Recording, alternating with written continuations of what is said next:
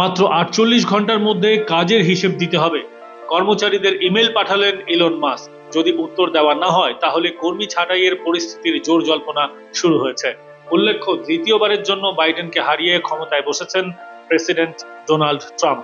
এরপরই তিনি ঘোষণা করেছিলেন আমেরিকার সার্বিক উন্নয়নের জন্য কর্মীদের বিষয়ে আরও কঠোর নীতি অবলম্বন করা হবে। তাই তো কাজের খতিয়ান চেয়ে শনিবার ইমেল পাঠানো হয়েছে সব দফতরে। তাতে খুব স্পষ্ট করে বলা হয়েছে গত সপ্তাহে কে কি কাজ করেছেন সেই সম্পর্কে বিস্তৃত জানান। তবে রিপোর্টে সংবেদনশীল বিষয় উল্লেখ করার সময় সচেতন থাকতে হবে। রিপোর্ট জমা দেওয়ার শেষ সময় হলো সোমবার রাত 12টা।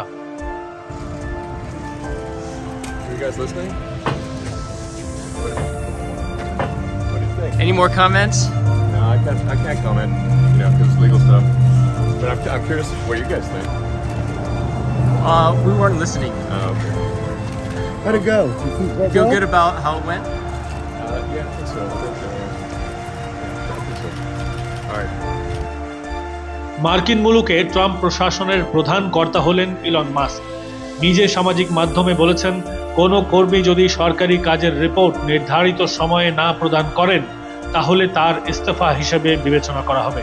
তবে এখনো পর্যন্ত কড়া পদক্ষেপের বিষয়ে ব্যাখ্যা না দেওয়া হলেও ছাঁটাইয়ের বিষয়ে স্পষ্ট ইঙ্গিত রয়েছে। তাই অভিজ্ঞ মহল মনে করছে ওই দেশের সরকারি দফতরগুলিতে হয়তো কাজের মূল্যায়ন করে কর্মী ছাঁটাইয়ের পথে এগোতে পারে ট্রাম্প প্রশাসন। উল্লেখ্য, ট্রাম্প অবশ্য মাস্ককে ভালো কাজ করছেন বলে প্রশংসাও করেছেন। নিজে বলেন, কিন্তু তিনি আরো কঠোর হলে আমার আরো ভালো লাগবে। ঠিক কি বলেছিলেন ট্রাম্প, আসুন শুনে নিই। And Elon is doing a great job. He's doing a great job. And we must be doing something right because we've got the highest poll numbers that I've ever had.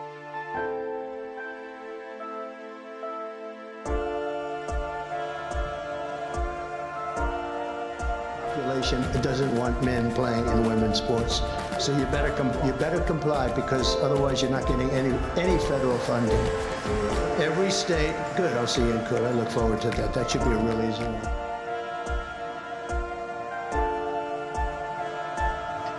জানা গিয়েছে আমেরিকার কর্মী পরিচালনা দপ্তর office of personal management বা OPM থেকে সরাসরি কর্মীদের ইমেল পাঠানো হয়েছে।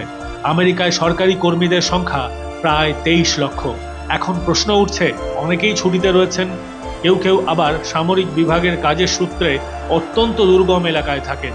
ফলে সেখানে ইন্টারনেট কেমন অবস্থায় আছে তার প্রেক্ষিতে রিপোর্ট জমা করতে হবে। তাই এত কম সময়ে কিভাবে রিপোর্ট পাঠাবেন তা নিয়ে অনিশ্চয়তার কালো মেঘ সঞ্চার হয়েছে। আবার অনেকে বলছেন, সরকারি দফতর বিষয়ে কাজ সম্পর্কে সব কর্মীদের রিপোর্ট দেওয়ার অধিকার থাকে না। ফলে গোটা মামলায় আইনি জটিলতার সৃষ্টির সম্ভাবনা রয়েছে।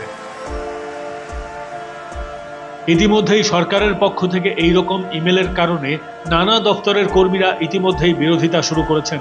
বেশ কিছু দপ্তরের প্রধান কর্মীরা নিচু তলার কর্মীদের ইমেলে উত্তর দিতে বারণ করেছেন। প্রথমে এই ইমেলের বৈধতা পরীক্ষা করা হবে, তারপর বাকিটা ভেবে রিপোর্ট তৈরি করা হবে। উল্লেখ্য, এফবিআই এর প্রধান হিসেবে আমেরিকার দায়িত্ব নিয়েছেন ভারতীয় বংশোদ্ভূত ক্যাশ প্যাটেল। তিনি এলন মাস্কের ইমেল পাওয়ার পরেই বলেছেন, এখনই জবাব দেওয়ার প্রয়োজন নেই, পরবর্তী নির্দেশিকা এলে সেই অনুযায়ী কর্মীরা কাজ করবেন।